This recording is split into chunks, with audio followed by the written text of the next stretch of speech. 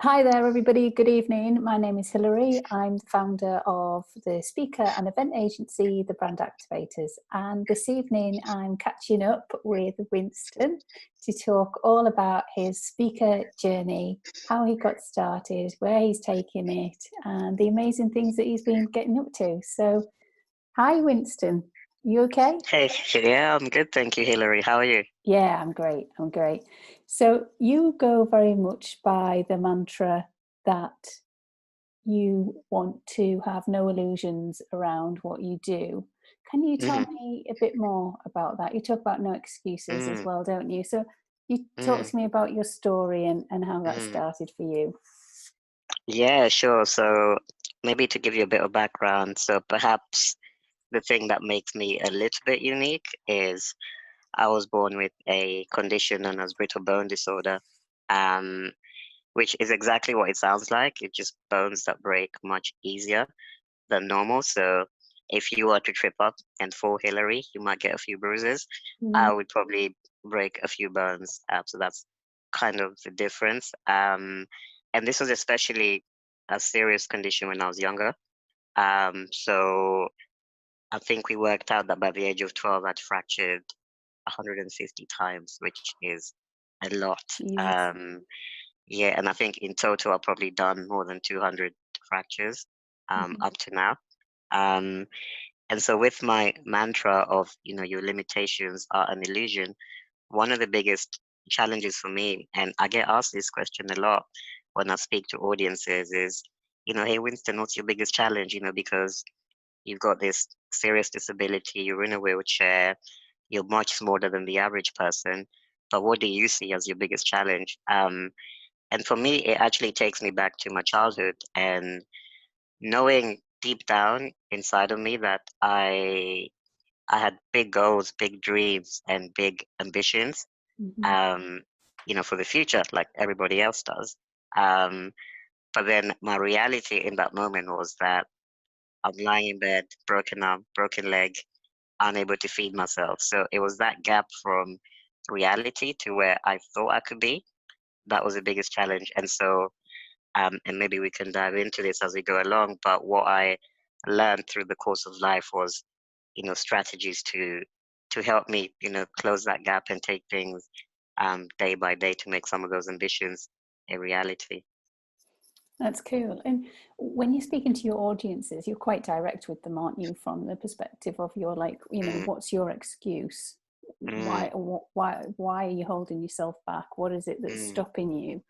Tell me a little bit more about that. And mm, does that come from what you've been through and how you've used mm. your own story to develop? What is that? Yeah, probably. Probably my upbringing plays a huge part into that. Mhm. Um, so, you know, in my family, I've never, despite my situation, um, I've never been wrapped up in cotton wool. Um, and not in a harsh way, but I think my family just always thought, they always saw me as capable as my two siblings, for example. So I got two siblings who are perfectly able-bodied, and so the expectation wasn't different, for any of us, right? So if they had to, get their grades at school, I had to get my grades at school. Mhm. There was no, oh, he's in a wheelchair, let's let him off.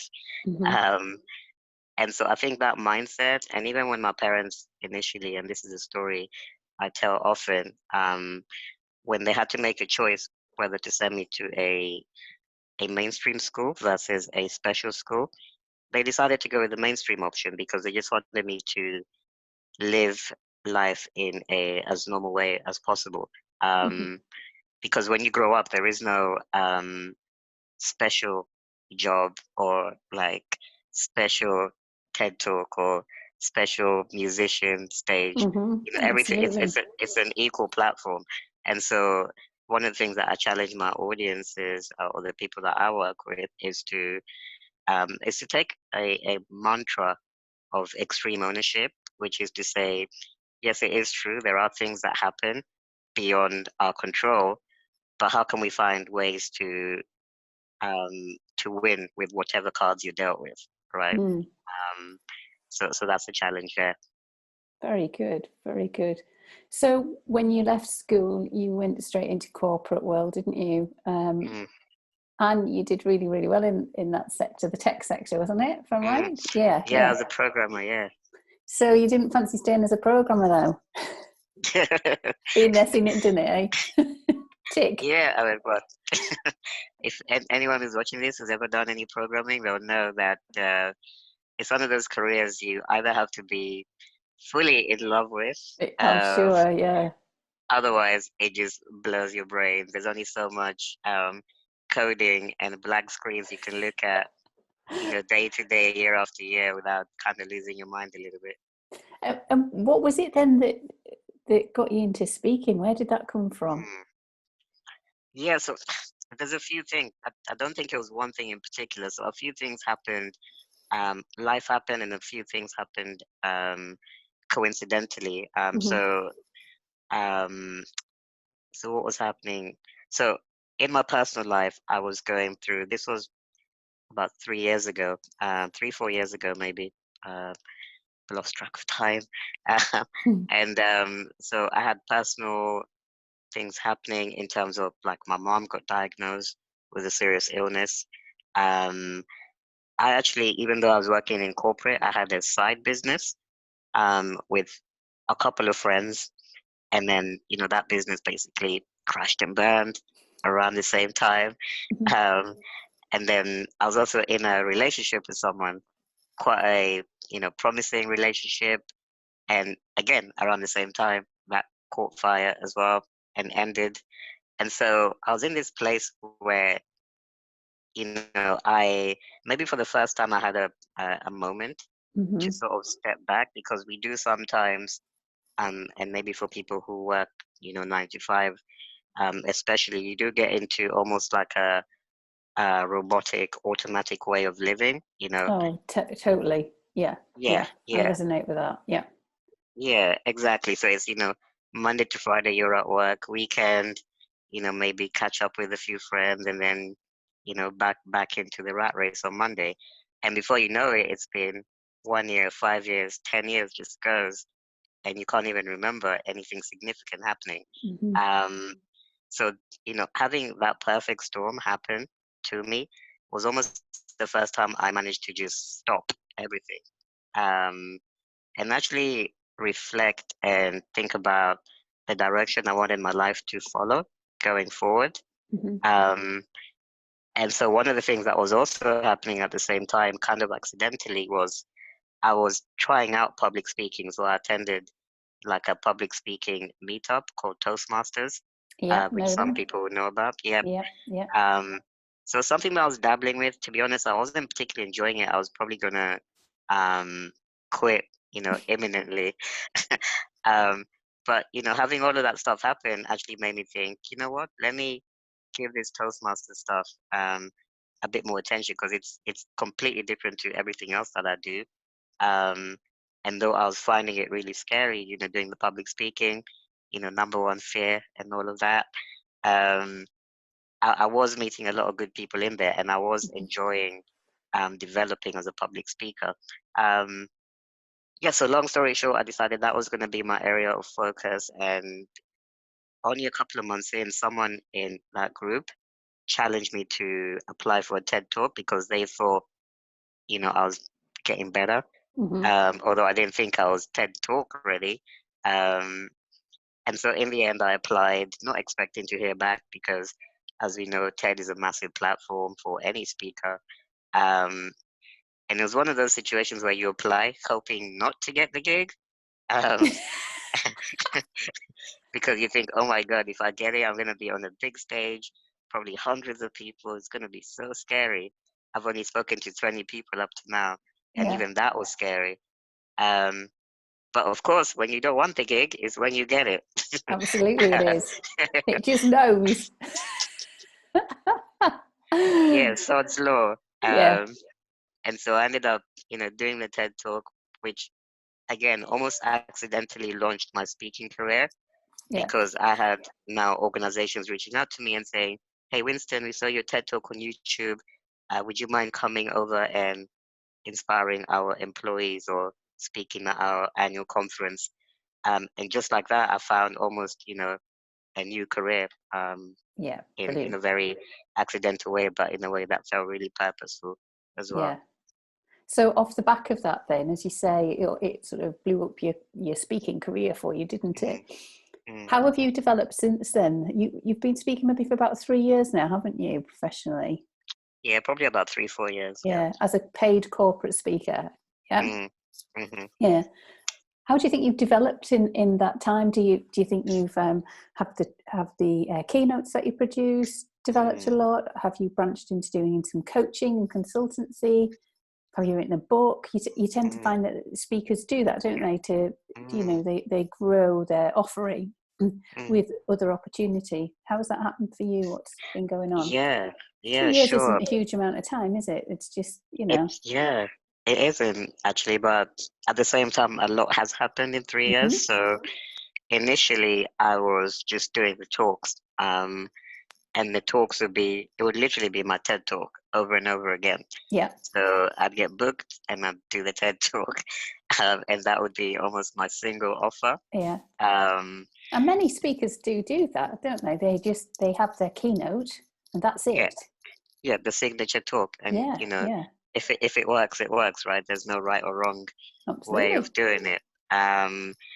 But then what I've also added to that was I discovered that when I spoke to learning and development people and CEOs, um, one of the questions that kept coming up was, is there a more long-term way of working with you?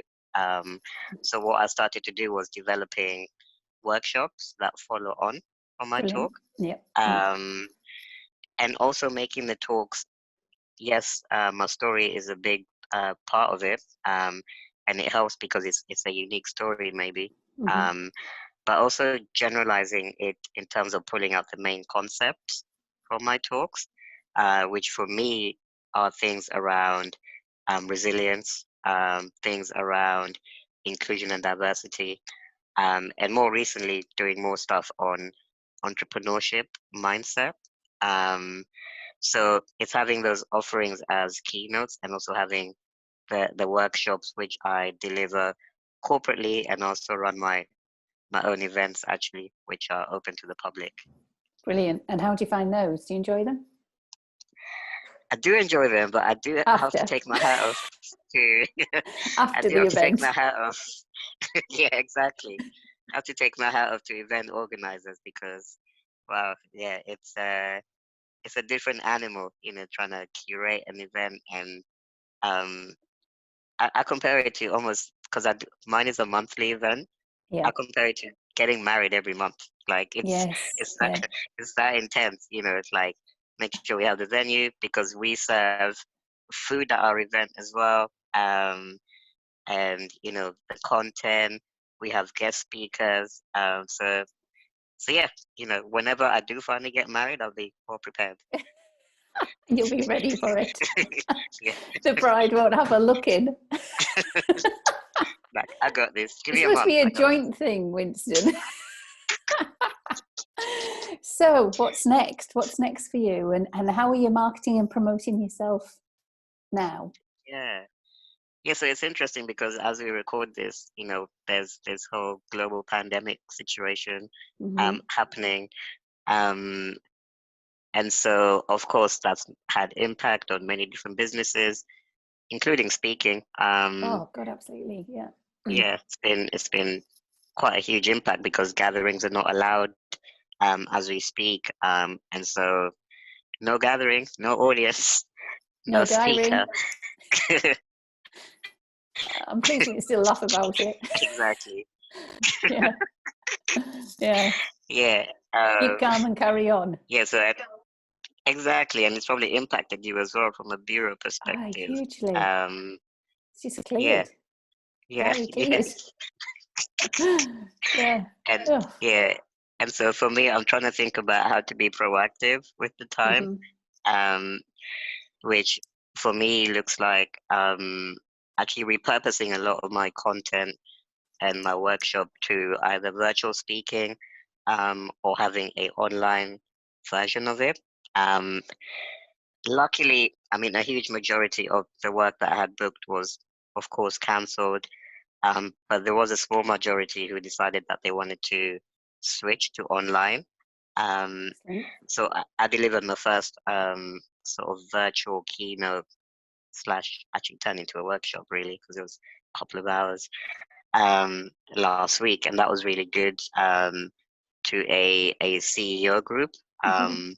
which is really fun. And so for me, I've seen it as an opportunity to explore a new offering, which will be handy anyway, because I think that will be the trend with speaking anyway in years to come. Mm-hmm. Um, and so having that online version actually, increases bookability for any speaker listening to this, because technically for an organizer, you might be really attractive because they don't have to fly you over to, Singapore or Canada to do Yeah, your talk. You could save them a lot of cost by just being able to deliver an excellent keynote yeah, virtually. So I'm looking for those kind of opportunities at the moment mainly. yeah. And I completely agree with that. And I think as well, in this period, people are getting a lot more used to the tech side of all of this, using Zoom, StreamYard, lots of different Right. platforms to be able to communicate and keep in touch. So I Mm-hmm. think you'll find, because people get used to using the kit more often and are comfortable with it, that they will feel a lot better about doing online events for sure. Mm-hmm. Yeah. Yeah, agreed. Yeah, it's going to be Cool. a regular thing. Yeah, and certainly from my point of view, from a bureau, this is Mm, a perfect opportunity for speakers to, while they're in this quieter period, is to mm, catch up with the bureau, for the bureau to catch up mm, with them, find out what they're doing, what they're planning, what content they're changing or switching up, or are they bringing in new products mm, into their business pipeline? Have they got books in plan, mm, workshops, masterminds, all those things? Because there is a great stream of income mm. opportunities related with speaking Yes. once you've nailed your speaking. But I think most Mm, importantly, it's about nailing the ideal client, mm, because there are mm. many speakers I've come across will say that they'll speak to anybody, which Yeah. is great. But from a bureau perspective, you want them to be very descriptive on that. How do you sort of nail what Mm, you do? How do you wind down on that ideal client mm. avatar? Yeah, it's a good point, because I think I used to be that speaker who Mm-hmm. wanted to speak to everybody. Um, and to be honest, I think it's a bit of a scarcity mindset. Maybe as a new entrepreneur, you think, oh my God, I need to make this business a success. And for you, success means, getting as many people through the door as possible. Yeah, Um, I'll speak to but anyone. exactly, but that actually often does more damage than good, because Okay. you're seen as someone who's not able to go deep on a topic. You're seen as a generalist, and it's that classic, doctor's analogy. If you've got a heart problem, you'd go to, you know, the cardiologist, not the guy who's a cardiologist, and an optician, and an orthodontist as well, Exactly. right? Yeah, yeah. Good Yeah. analogy. So yeah, and so for me, the way I've tried to narrow down what's helped me is going deep into my topics. So remember, I said I started pulling out some of the key concepts and Mm-hmm. topics from my story, because mine started off as a story, but it was like, which bits of Winston's story are transferable to Hillary? Um, and most people should learn about resilience, you know, inclusion and diversity, leadership. But then it's even going a step further than that to say, okay, if I want to talk about inclusion as an example, I've had that 10 years in corporate, right, working in IT. Um, what were the specific inclusion things that Winston's got a expertise on? Mm-hmm. Um, and so for me, it was things around attracting and retaining diverse talent, specifically because I was diverse talent in the big organization, and there were things that worked, there were other things that didn't work. So if I can help organizations figure out some of those things that don't work, which then helps them bring in more diverse talent, more innovation, and keep their best people as well, that actually solves a very specific problem. And Yeah. it's something that an organization can quantify as well, because retention is a big issue for the big companies.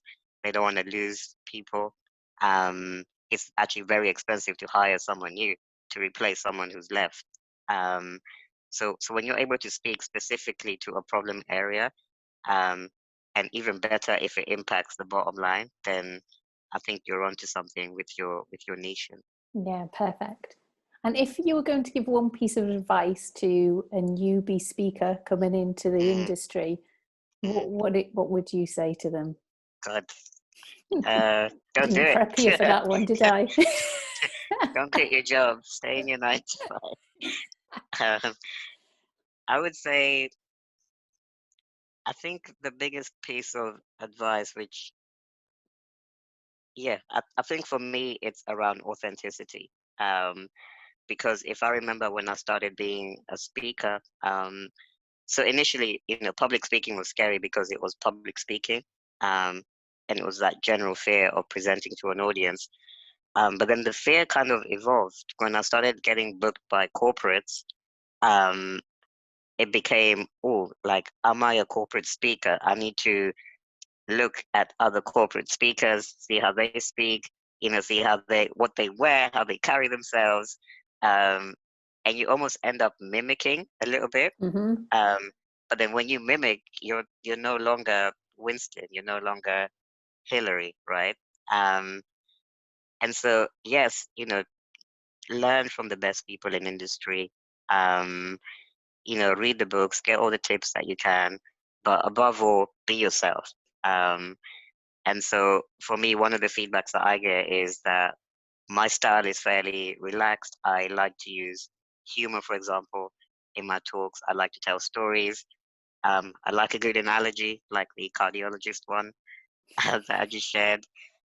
So that's me, and that's how I talk to you Yeah, here, or to an audience on a big stage. So, and I think people are drawn to that when you're authentic. And conversely, they are repelled when they feel like you're not being yourself. They can somehow sense it.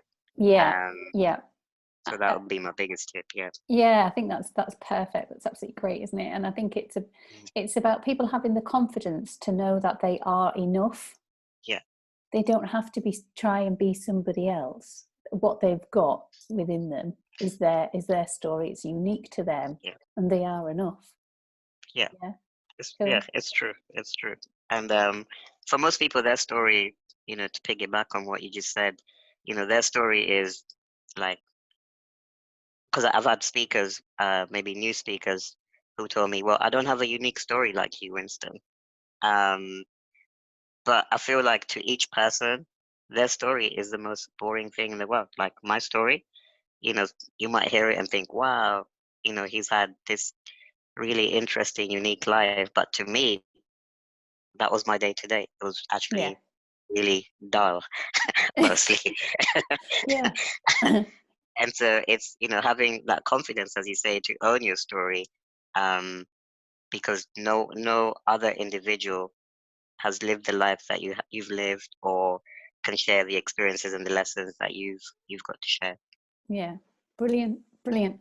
Well, listen, it's been absolutely fab catching up. We should do it more Yeah, often. pleasure. We should. When we do, we chat for ages. So like, there's a week gone. You're like, whoa.